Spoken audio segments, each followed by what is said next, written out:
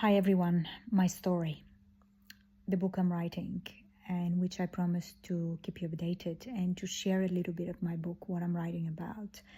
And I'll ask you to be patient and to sit with me because it is personal stories. It's something that I believe sharing will give other people opportunity to reconnect with themselves or to relate in their own way to what I am sharing with you. And I honestly believe that the biggest way of connection and experiencing some kind of a personal growth is through stories.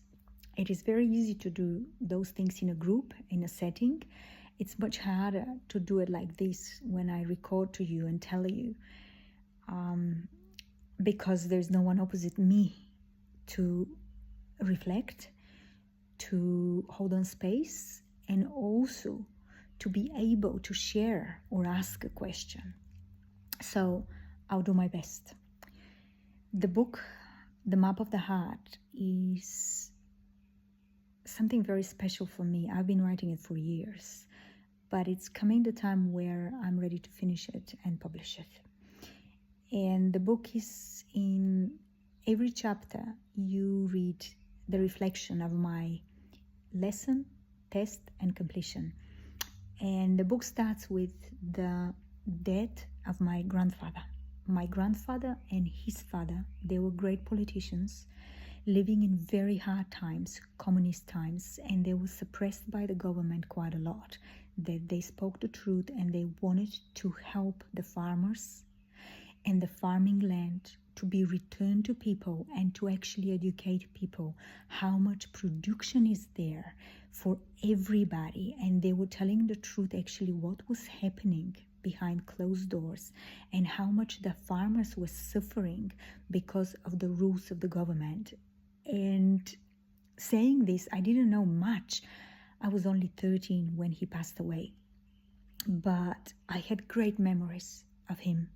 He was like a father to me because my father was at the time traveling. He's a musician and he traveled up to when I turned age of 13. He came back, and that's when my grandfather died. For my whole system, this was a huge shock. I was angry, I was upset, I was frustrated. But the funny thing is, I didn't have a voice for most of my life. And that started from a very early age with a lot of fears, a lot of suppression, and a lot of fears in the atmosphere where we grew up.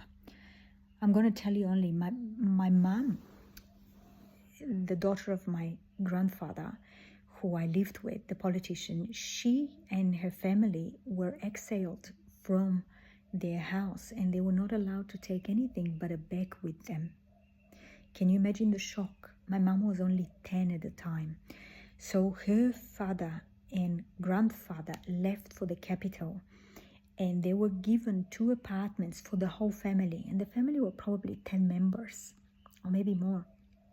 We lived in one apartment in the center of Sofia, and the other family lived in the second apartment, our cousins. My great-grandfather was the minister of trade, of foreign trade for Bulgaria. He was put in prison 6 times because he did do a lot of protests to protect the farmers. And that's how he created, with my grandfather, the first agricultural party in the parliament, which was the Green Party.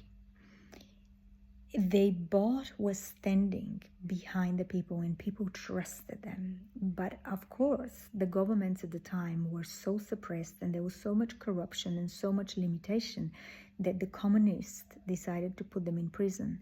My great-grandfather was in prison 6 times. And at the end, they kept him there until he aged after 14 years and they released him. But my grandfather decided to continue his father's mission, to protect the land, to speak the truth. He spoke 9 languages. He was writing so much material about the governments and what was happening, not just in Bulgaria, but in the whole world. He traveled a lot at the time, which was not easy. And he, at the end, was poisoned. poisoned because he spoke his heart and he shared his knowledge. He was historian, he was teaching history in the university, and he was such a kind and loving man. And I remember he was the man saying to me, every Sunday we had a lesson for an hour, teaching me English. And he would read from his books. He spoke, as I said, so many languages that he decided to teach me English because he knew this will be the language of the world. And I'm talking about 40 years ago, he was teaching me English. And I listened and I replied. So this was the beginning. He wanted to leave something in me. He shared with me so much stuff, which I don't remember. I was a child. I knew that I shouldn't say anything outside the house. I knew that I should be very careful, that I shouldn't be late and walk in the darkness because it wasn't safe. But to be honest, I felt safe. Well, my outer world felt safe because I had good friends and the streets were safe.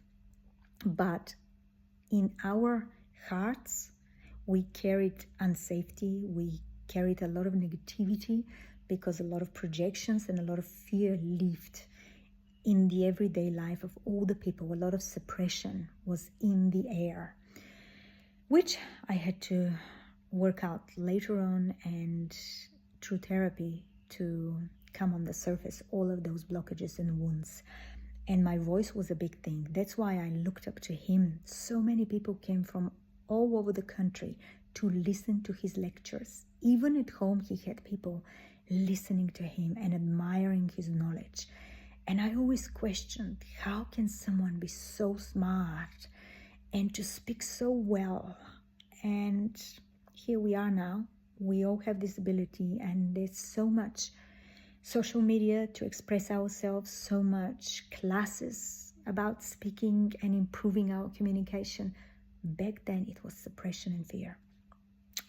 But that's the beginning of the book. I'm talking about how I couldn't fit in and also how I had no voice.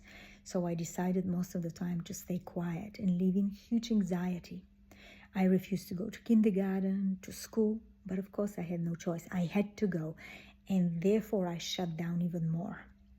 I didn't want to study. I didn't want to obey the systems, not understanding why at the time. Now I know very clearly.